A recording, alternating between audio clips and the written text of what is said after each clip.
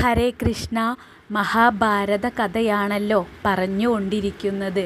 ഭീഷ്മ പിതാമഹർ പാണ്ഡു മഹാരാജാവിൻ്റെയും ജ്യേഷ്ഠനായ ധൃതരാഷ്ട്രരുടെയും വിവാഹാലോചന തുടങ്ങുകയാണ്. അതിനോടായി വിതുരരെടുത്താണ് ആദ്യം ഭീഷ്മ പിതാമഹൻ ഈ വിവാഹകാര്യം അറിയിച്ചു തുടങ്ങുന്നത്. ഭീഷ്മർ പറഞ്ഞു, ഹേ വിതുര, നമ്മുടെ വംശം ഗുണങ്ങൾ നിറഞ്ഞതും പ്രസിദ്ധിയുള്ളതുമാണ്. രാജാക്കന്മാർക്കൊക്കെ അതിരാജത്വമുള്ളതുമാണ്. അതുകൊണ്ട് ഈ കുരുവംശകുലം അത് സമുദ്രം പോലെ വളരുന്നതിനും ഞാനും നീയും അങ്ങേയറ്റം ശ്രമിക്കേണ്ടതുണ്ട്. അതുകൊണ്ട് യാദവപുത്രിയായ കുന്തിഭോജന്റെ മകൾ ഈ കുലത്തിന് യോഗ്യയാണെന്ന് ഞാൻ കേൾക്കുന്നു. അപ്രകാരം തന്നെ സുബല മഹാരാജാവിൻ്റെ പുത്രിയായിട്ടുള്ള ഗാന്ധാരി രാജകുമാരിയും മാദ്രാ രാജകുമാരിയും ഇവരെല്ലാം കുലീനകളും അഴകുള്ളവരുമായ ക്ഷത്രിയ ശ്രേഷ്ഠരാണ്. അവരെ നമ്മുടെ വംശത്തിലേക്ക് വരിക്കുന്നത് നല്ലതാണെന്ന് എൻ്റെ അഭിപ്രായം. സന്താനാഭിവൃദ്ധിക്കു വേണ്ടി ഇത് നല്ലതാണെന്ന് എനിക്ക് തോന്നുന്നു. വിതുരരെ, എന്താണ് നിങ്ങളുടെ അഭിപ്രായം? ഈ അഭിപ്രായത്തോടെ പരിപൂർണമായിട്ടും യോജിക്കുകയാണ് വിതുരർ. വീണ്ടും ഭീഷ്മ പിതാമഹർ പറഞ്ഞു തുടങ്ങുകയാണ്. ഗാന്ധാരി പരമശിവനെ സേവിച്ച് 100 പുത്രന്മാർ ഉണ്ടാകുവാൻ വരം വാങ്ങിയ വൃത്താന്തം ഞാൻ ഒരു ബ്രാഹ്മണൻ വഴി അറിഞ്ഞിട്ടുണ്ട്. ഉടനെ തന്നെ ഭീഷ്മ പിതാമഹൻ ഗാന്ധാര രാജാവിൻ്റെ അടുത്തേക്ക് ആളെ അയച്ചു. തൻ്റെ മകളുടെ ഭർത്താവാകാൻ പോകുന്നത് ഒരു അന്ധനാകുന്ന കാര്യത്തിൽ അദ്ദേഹം ചിന്താകുലനായി. എങ്കിലും കുലം, ഖ്യാതി ഈ നിലയ്ക്കൊക്കെ ചിന്തിച്ചതിൽ ധൃതരാഷ്ട്രന് തൻ്റെ മകളെ നൽകുവാൻ തന്നെ ഗാന്ധാര രാജാവ് തീരുമാനിച്ചു. തൻ്റെ ഭർത്താവാകാൻ പോകുന്ന ആൾക്ക് കണ്ണില്ലെന്ന് കേട്ട ഉടനെ തന്നെ ഗാന്ധാരി രാജകുമാരി ഒരു പട്ടെടുത്ത് മടക്കി അവൾ തൻ്റെ കണ്ണിൻ്റെ കാഴ്ച ഇല്ലാതാകുന്ന പോലെ കെട്ടി. പാതിവ്രത്യം പരമധർമ്മമായി കരുതുന്ന ഗാന്ധാരി ഭർത്താവിനേക്കാൾ അധികമായി തനിക്ക് യാതൊരു മേന്മയും ഉണ്ടാകരുതെന്ന് ചിന്തിച്ചു. ഗാന്ധാര രാജാവിൻ്റെ പുത്രൻ ശകുനി സംഭാവനകളോടുകൂടെ സഹോദരിയെയും കൊണ്ട് ഹസ്തിനാപുരത്തിലെത്തി അവളെ ധൃതരാഷ്ട്രന് മുറപ്രകാരം വിവാഹം കഴിച്ചു കൊടുത്തു. സഹോദരിയെ നൽകിയതുകൊണ്ടു തന്നെ ഭീഷ്മർ ശകുനിയെ സൽക്കരിച്ചു. ശീലം കൊണ്ടും ആചാരം കൊണ്ടും പ്രവൃത്തി കൊണ്ടും ഗാന്ധാരി ഉത്തമയായി ശോഭിച്ചു. കുരുക്കൾക്കൊക്കെ അവൾ തൃപ്തിയും തുഷ്ടിയും ഉണ്ടാക്കി. കുരുക്കളെ സ്വവൃത്തം കൊണ്ട് ആരാധിച്ചു വന്നു രാജകുമാരി. ഇനി പാണ്ഡു മഹാരാജാവിൻ്റെ വിവാഹമാണ് നടക്കാൻ പോകുന്നത്. ഭഗവാൻ ശ്രീകൃഷ്ണൻ്റെ പിതാവായ വസുദേവൻ്റെ പിതാവ് ശൂരൻ എന്ന യാദവൻ്റെ മകളായ കുന്തിദേവി സുന്ദരിയായിരുന്നു.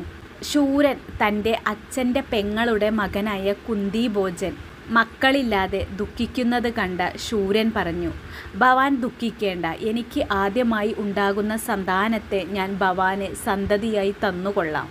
ഈ സത്യം അനുസരിച്ച് ശൂരൻ തൻ്റെ ആദ്യ സന്താനമായ കുന്തിയെ കുന്തിഭോജന് നൽകി. കുന്തിഭോജൻ തൻ്റെ മകളെ ബ്രാഹ്മണരെ പൂജിക്കുവാനും ശുശ്രൂഷിക്കുവാനും വേണ്ടി നിയോഗിച്ചു. ഇങ്ങനെ പൂജിക്കുന്നതിനിടയിൽ ദുർവാസാവ് മഹർഷി കുന്തിദേവിയിൽ ഏറ്റവും അധികം പ്രസാദിക്കുകയാണ് ചെയ്യുന്നത്. അതുകൊണ്ട് തന്നെ ദുർവാസാവ് മഹർഷി കുന്തിദേവിക്ക് ഒരു അനുഗ്രഹം കൊടുത്തു.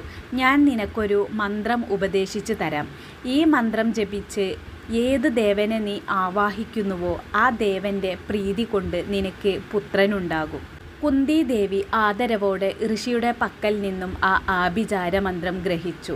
ബാലസഹജമായ കൗതുകത്താൽ ആ കന്യകയായ കുന്തിദേവി മന്ത്രം ജപിച്ച് സൂര്യദേവനെ ആവാഹിക്കുകയും സൂര്യനിൽ നിന്ന് ഒരു പുത്രൻ ജനിക്കുകയും ചെയ്തു. അതാണ് കർണൻ.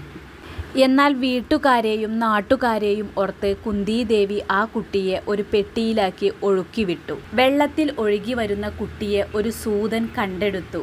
അവൻ തൻ്റെ ഭാര്യയായ രാധയ്ക്ക് നൽകി. ആ അത്ഭുത ബാലനെ അവർ എടുത്തു വളർത്തി.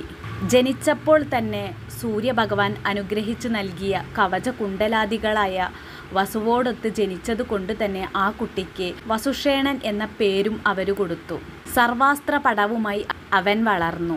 ബലവാനായ ആ ബാലൻ പുറം ചുടും വരെ നിത്യവും സൂര്യോപാസന ചെയ്തിരുന്നു.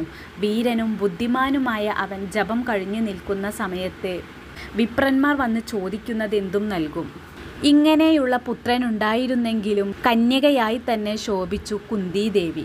സത്വരൂപഗുണങ്ങൾ ചേർന്നവളും ധർമ്മപ്രതാപാന്വിതയുമായ കുന്തി കാന്തിമയായി ശോഭിച്ചു.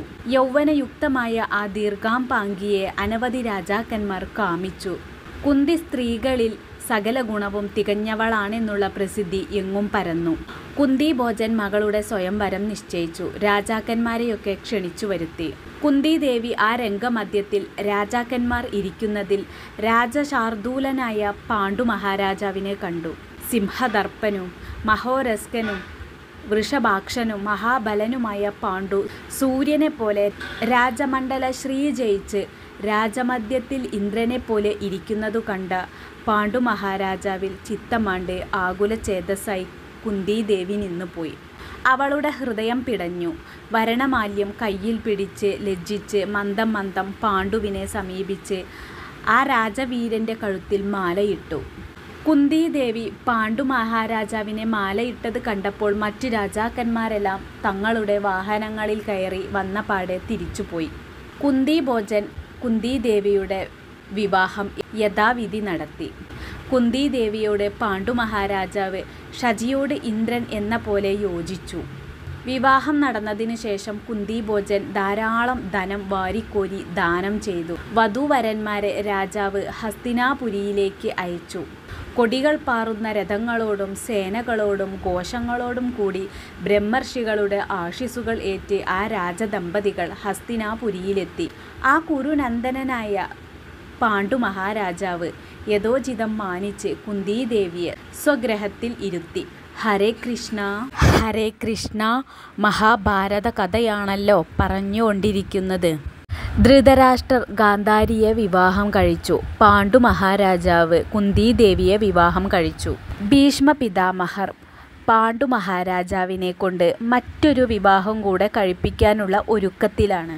ഭീഷ്മ പിതാമഹർ ചതുരംഗപ്പടയോടുകൂടെ മാദ്രരാജാവിൻ്റെ പുരിയിൽ ചെന്ന് മാദ്രരാജാവിൻ്റെ സഹോദരിയായിട്ടുള്ള മാദ്രി സാധുശീലയായ മാദ്രിയെ കണ്ട് സഹോദരനായ മാദ്രി രാജാവിനോട് കുരുവംശജനായ ഭീഷ്മർ പറഞ്ഞു, കീർത്തിമതിയും സാധുശീലയുമായ മാദ്രിയെ പാണ്ഡുരാജാവിനായി വരിക്കാൻ ഞാൻ ആഗ്രഹിക്കുന്നു. ഞങ്ങളുമായി ചർച്ചയ്ക്ക് ഭവാൻ ഒത്തവനാണല്ലോ. മാദ്രി രാജാവിനായി ഭീഷ്മ പിതാമഹൻ സ്വർണവും വിചിത്ര ശില്പങ്ങൾ ചെയ്ത സ്വർണവും പല രത്നങ്ങളും വേണ്ടുവോളം കൊടുത്തു. ആന, കുതിര, രഥം എന്നീ സമ്പത്തുകളും വസ്ത്രാഭരണ ജാലകങ്ങളും മണികളും പവിഴവും ഭീഷ്മൻ ക്ഷണത്തിൽ ശല്യരാജാവിന് നൽകി. ഈ ധനമെല്ലാം ശല്യൻ സന്തോഷത്തോടുകൂടെ ഏറ്റുവാങ്ങി സഹോദരിയെ വസ്ത്രാലങ്കാര ഭൂഷിതയാക്കി കൗരവർക്ക് നൽകി. മാദ്രിയെയും കൊണ്ട് ഭീഷ്മൻ അവിടെ നിന്നിറങ്ങി ഹസ്തിനാപുരിയിലെത്തി.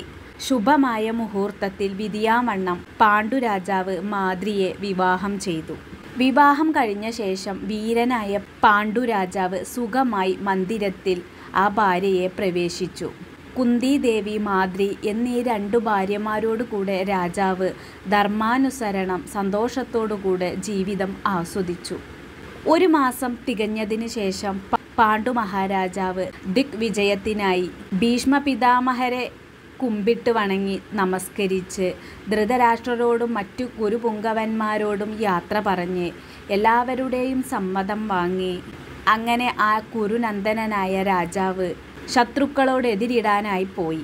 ആദ്യമായി ദശാർണത്തിൽ ചെന്ന് പൂർവദ്രോഹികളായ ദശാർണന്മാരെ കീഴടക്കി. പിന്നീട് മഗധയിലെത്തി ദീർഘൻ എന്ന മഹാരാജാവിൻ്റെ പടയെ കീഴടക്കി. പിന്നീട് മിഥിലയിലെത്തി വിദേഹ രാജാവിനെയും ജയിച്ചു. കാശി, സുംഹം, പുണ്ട്രം എന്നീ നാട്ടിലും കയ്യൂക്കുകൊണ്ട് കുരുവീരനായ പാണ്ഡു മഹാരാജാവ് അവരെയെല്ലാം പരാജിതരാക്കി യശസ്സു നേടി. പിന്നീട് വന്ന രാജാക്കന്മാർ പാണ്ഡുരാജാവിൻ്റെ യശസ് കണ്ട് അവർ പാണ്ഡു മഹാരാജാവിന് മുന്നിൽ കീഴടങ്ങുകയായിരുന്നു.